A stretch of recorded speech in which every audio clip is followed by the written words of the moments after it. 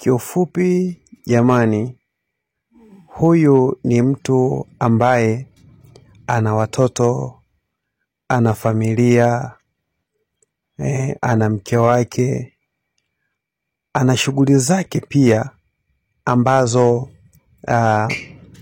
anazifanya, lakini akaacha vyote.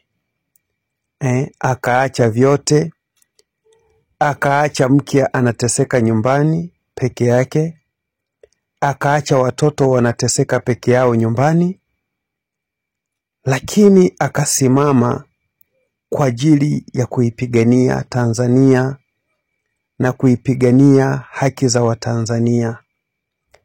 Lakini cha ajabu na cha kushangaza, watu wenyewe ambao wanapiganiwa haki zao hawana habari.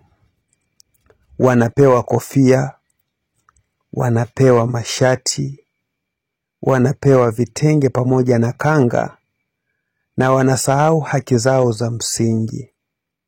Je, hivi kweli tunaweza tukafika pale mahali ambapo tunataka? Hivi kweli tunaweza tukaondokana na umaskini ambao unatukabili hivi sasa? Maisha yamekuwa ni magumu, tabu, shida, dhiki. Lakini kuna watu ambao wanasimama kwa ajili yetu, wako tayari kufa kwa ajili yetu, wako tayari kupoteza maisha. Wameacha kazi zao, wameacha shughuli zao za msingi ili kuhakikisha wanapigania haki ya Mtanzania ambaye maisha yamekuwa ni shida. Anakaa kwenye nyumba ambazo hazina umeme, nchi ambayo ina umeme, ina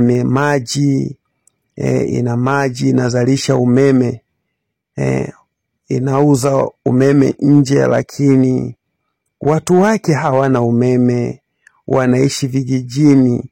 Nchi ambayo imejaliwa chuma, lakini watu wake wanaishi kwenye nyumba za majani, wanaishi kwenye nyumba za matope, wanaishi kwenye scattered life. Lakini watu kama hawa wamesimama kwa ajili ya kuwapigania, lakini watu hao hawana habari. Ni lini tutabadilika? Ni lini tutaondokana na hii adha ya umaskini? Watoto wa maskini ndo tunaopata shida, tunapata tabu. Ajira hakuna. Nimesomeshwa na mama mpika pombe, mwokota kuni, baba mchoma mkaa, lakini naishi kwenye nchi ambayo sisaminiwi. Ajira hakuna, nateseka, nataabika. Lakini watu kama hawa wamesimama kwa ajili ya kupigania haki zangu. Lakini niko tayari kupokea kanga, kupokea kitenge, shati, na kuuza kula yangu kwa watu ambao wananitesa kwa miaka 5. Kweli tutafika jamani? Hebu tujaribu kutafakari.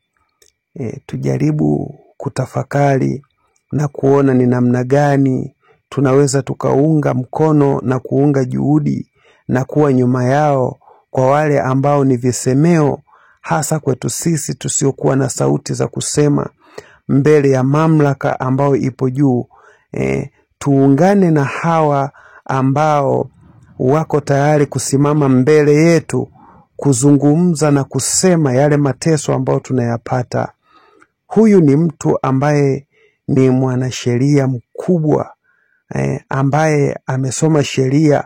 Angeweza leo kujikomba na kujibembeleza, na angeweza kupewa kitengo ambacho ni kikubwa. Angeweza kuwa na ofisi yake kubwa ambayo angekuwa anaingiza pesa, lakini amekubali kukaa gerezani, amekubali kuteseka, amekubali kupata mateso kwa ajili yangu. Nami nasema nitasimama kwa ajili ya huyu ambaye anasimamia haki zangu. Leo deni la taifa limekuwa ni kubwa. Kila Mtanzania anadaiwa pesa ambazo hata hatujui zimefanya kazi gani. lakini watu kama hawa wanaposimama kutusemea, tumekuwa wa kwanza kujivuta nao. Leo tunapata baskeli, tunasahau mateso ambayo tunayapata, shida ambazo tunazipata, adha ambayo tunazipata.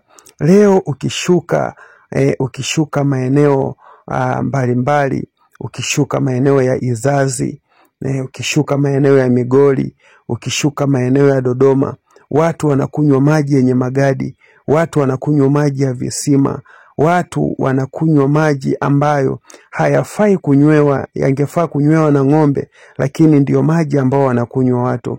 Lakini leo tunakubali kujitenga mbali na hao wapigania haki, mbali na hawa ambavyo ni visemeo. Kuna watu ambao wamekaa mbele yetu ambao ni visemeo hasa kwa ajili ya kwetu sisi, kwa ajili yetu sisi sote. Wameacha kazi zao, wameacha shughuli zao, wanasimama kwa ajili ya kutusemea, lakini sisi tumejitenga mbali nao. Tumejitenga mbali nao kabisa. Utajisikiaje siku moja unakuna mtoto ambaye unamnunulia chakula, unampa mavazi avae, unamsemea yaliyo mema, lakini anakwenda kukusema vibaya kwa majirani? Ungejisikiaje? Ungejisikiaje mtu unampa kila kitu, unaacha shughuli zako, unaamua kumjali, unaamua kupigania haki zake, lakini anakuwa hana shukrani? Tumekuwa tuna shukrani juu ya hawa watu, hatuwaungi mkono, tunawabeza, tunakaa nyuma yao, tunakaa kinyume, tunakubali kupokea rushwa kwa watu ambao hawana tija, hawana tija kwa watu, hawana tija juu ya maisha yetu, hawana huruma juu ya maisha yetu, hawana msaada juu ya maisha yetu. Wanatuacha tukiwa tunateseka, wanatuacha tukiwa tuna ajira, wanatuacha kwenye mazingira ambayo tunafundishwa panza na miguu mingapi, lakini hatufundishwi namna ya kupata dhahabu, hatufundishwi namna ya kupata maji safi. Watu tunawaunga mkono watu ambao wanakubaliana na sisi kupata mateso, wanakubaliana na sisi kunywa maji ya visima, wanakubali tusome, tupate elimu ambayo iko duni, elimu ambayo sio mkombozi juu ya maisha yetu, elimu ambayo sio mkombozi juu ya familia zetu. Ni lini tutabadilika? Ni lini tutabadilika? Hebu tubadilike, tuungane wote kwa pamoja kuhakikisha tunawaunga mkono hawa watu ambao wamesimama mbele yetu. Ipo siku moja hawa watu watachoka, wataamua kukaa pembeni, wataamua kutuacha kama tulivyo, wataamua kutuacha na maisha ambayo yatakuwa ni ya mateso, ya shida, ya tabu. Watajaribu siku moja kukaa kimya, wakatuacha tukanywa maji ambayo ni ya visima, na mwisho wa siku tutawahitaji, hawataitika, tutawatafuta, tutawaona tena. Ni kama vile wokovu ambao upo sasa, na watu hawataki kumfuata Yesu, wanafuata maisha yao, wanafuata maisha yao na kuona kwamba wamemaliza dunia, lakini wamesahau kabisa kwamba yupo Yesu ambaye anaweza kuokoa maisha yao. Ndivyo itakavyokuwa ipo siku hawa watu ambao wamesimama mbele yetu kutusemea maisha yetu watakuja kukaa kimya, watanyamazishwa kimya, watakaa kimya, watafanya shughuli zao, watatuacha tukiwa tunateseka, watatuacha tukiwa tuna majozi, na hakutakuwa kuna mtu tena ambaye anaweza akawaita tena akawasemea. Hakuna mtu ambaye atakuja tena kusimama akatusemea juu ya maisha yetu. Hebu tuhamasishane popote ulipo, kaskazini, mashariki, magharibi, kusini, wote tuungane kwa pamoja kuhakikisha kwamba tunaunga mkono hawa watu ambao wanasema no reform, no election. Kila ukisimama na mwenzako, salamu yetu iwe ni no reform, no election. Kila unapokutana na mzee, mwambie no reform, no election, ili kutengeneza mustakabali mzuri wa familia zetu, ili kutengeneza mustakabali mzuri juu ya familia zetu, na mwisho wa siku tutafika mahali ambapo tunapataka, na mwisho wa siku mkate wa nchi tutaufaidi sisi wote, tutaukula sisi wote, tutapata maji safi na salama. Kutakuwa kuna historia. Siku moja tutatamani kwamba TANESCO wakati hata umeme tu mara moja, ili tuweze kuonja mateso ambayo tuliyapitia nyuma.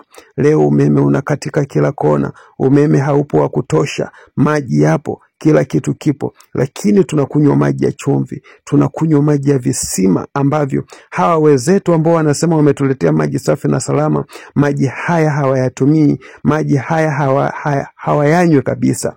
Ni lini tutabadilika ndugu zanguni? Ewe mama, ewe baba, ewe babu, ewe mzee, ni lini utabadilika? Tengeneza mustakabali wa maisha yetu, tengeneza mustakabali wa familia zetu, tengeneza mustakabali wa maisha yetu, watoto wako pamoja na wajukuu zako. Tengeneza, fanya maamuzi hivi sasa. Fanya maamuzi hivi sasa.